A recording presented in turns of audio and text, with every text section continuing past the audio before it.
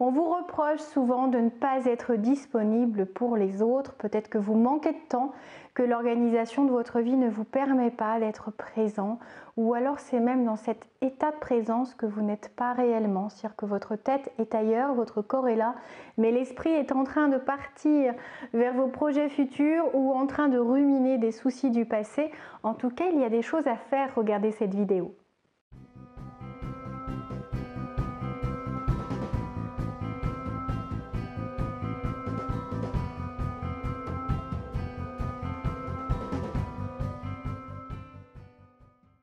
Bonjour à tous, je m'appelle Valérie Sauvage, je suis coach de vie, j'accompagne à Rennes mais aussi par téléphone, donc partout en France, tous ceux et celles qui ont envie d'avancer à grands pas dans leur vie, de se libérer des freins qui finalement viennent paralyser votre progression, qui vous empêchent d'atteindre la vie à laquelle vous avez le droit et qui vous tend les bras si vous êtes pour l'instant un peu trop timide ou que vous manquez de confiance en vous, que vous avez besoin de travailler ces méthodes de communication qui permettent d'être à l'aise en toutes circonstances, que ce soit dans le cadre professionnel ou même avec des inconnus ou au niveau sentimental. Faites appel à moi, vous me retrouvez sur le site challengeyourself.fr. Vous y trouvez mes coordonnées pour des coachings, pour les formations que je propose, mais aussi pour les formations en ligne. Aujourd'hui, un sujet sur la disponibilité. Alors, nous sommes dans un monde où tout va vite, où on nous demande d'être performant, où on a des rêves, où on se consacre aussi beaucoup à certains loisirs, à sa famille, à son travail.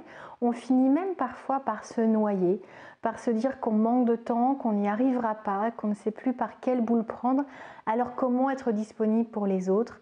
Comment encore se montrer présent pour ceux qui comptent, pour sa famille, pour ses enfants, pour son conjoint, pour ses amis, pour ses parents, pour tous ceux qui font votre vie et que vous n'avez pas envie de voir disparaître du paysage parce que vous les aurez déçus, parce qu'ils n'auront pas pu compter sur vous au moment où ils en avaient le plus besoin. Alors comment procéder?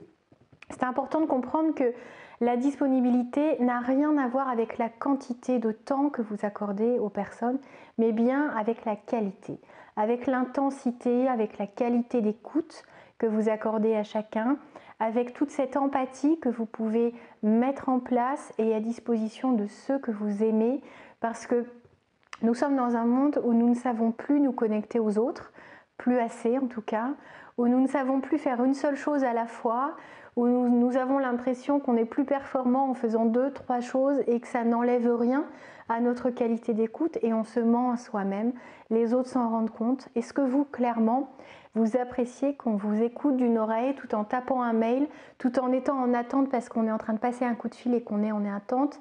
Finalement, vous savez très bien que cette attention, elle est complètement semée un peu partout, elle est diluée et elle ne peut pas être vraiment concentrée sur ce que vous dites. Alors, comment s'ouvrir à quelqu'un alors qu'il n'est pas disponible? Comment donner plus de temps à l'autre alors qu'on ne sait pas par quelle boule prendre? Il est temps de revenir à l'essentiel. Nous sommes aujourd'hui en période de confinement. C'est le 15e jour de confinement en France. Nous sommes donc chez nous pour sauver des vies, pour nous préserver, pour préserver ceux que nous aimons.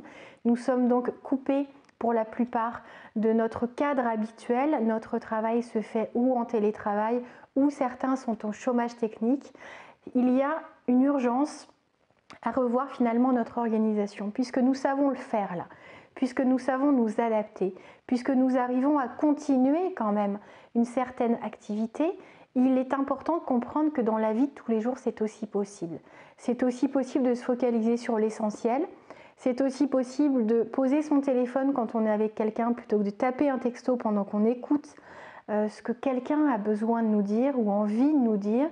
C'est possible de ne pas courir après le temps, de ne pas passer 3 heures sur les réseaux sociaux là où on pense qu'on manque de temps, parce que là vous avez une solution possible de temps à dégager. Finalement, voyez vraiment où vous passez le plus de temps, découpez votre journée, observez-la factuellement. Sans jugement, je ne vous demande pas de faire des oh, je passe autant de temps que ça sur internet ou je passe autant de temps que ça devant la télé ou dans les transports. En fait, même dans les transports, vous pouvez utiliser votre temps à faire autre chose qu'à le perdre. Vous pouvez lire, vous pouvez travailler, Vous pouvez penser à vos objectifs, développer votre stratégie, visualiser votre futur succès pour vous motiver.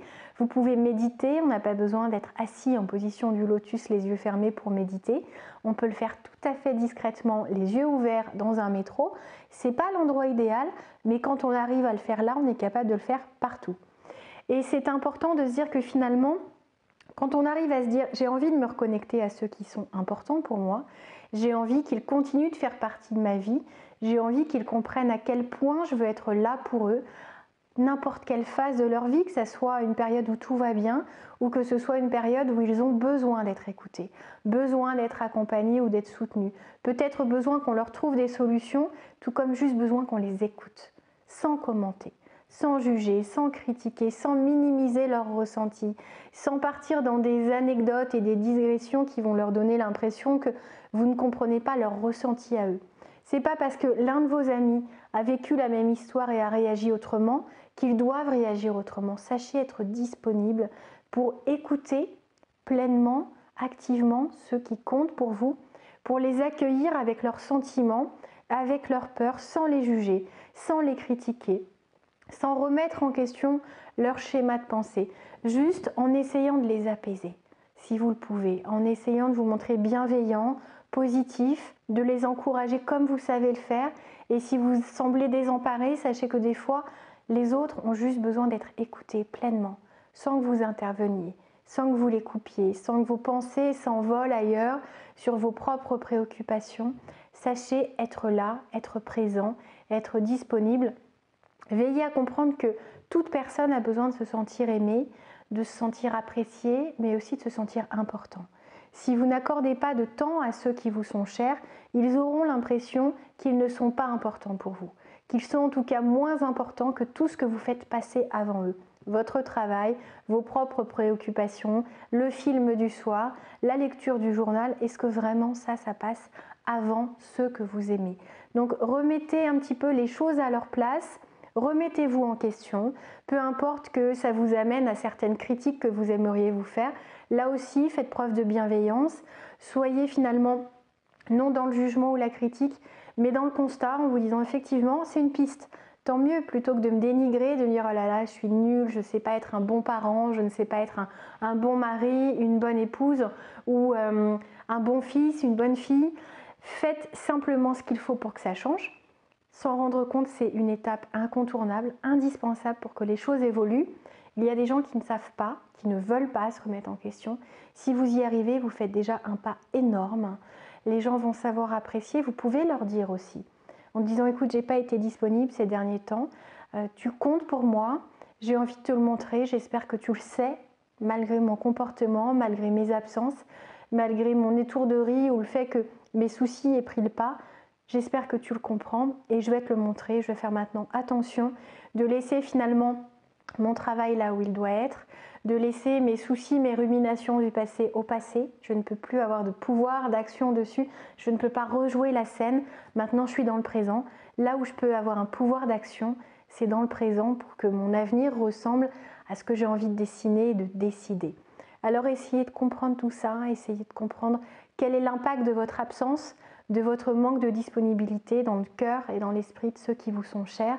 Essayez aussi de vous accorder ce temps d'être disponible pour vous écouter, pour vous connecter à vos rêves, à vos objectifs, pour penser votre vie future, pour voir comment vous allez mettre en place ce qui vous permettra d'atteindre ces objectifs qui vous sont chers. Et ce sera une jolie étape de franchie en réussissant à vous connecter à vous-même, en étant disponible pour vos pensées, pour vos rêves, pour tout ce qui est plus positif que les ruminations auxquelles vous êtes sans doute habitués.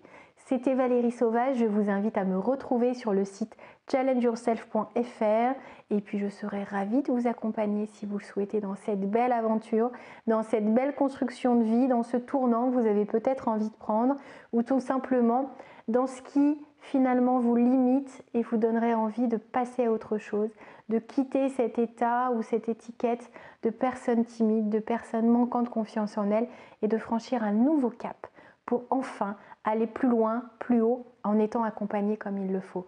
À très bientôt, profitez de votre vie, de votre journée et laissez-moi un commentaire et un petit j'aime si vous avez aimé cette vidéo. Au plaisir.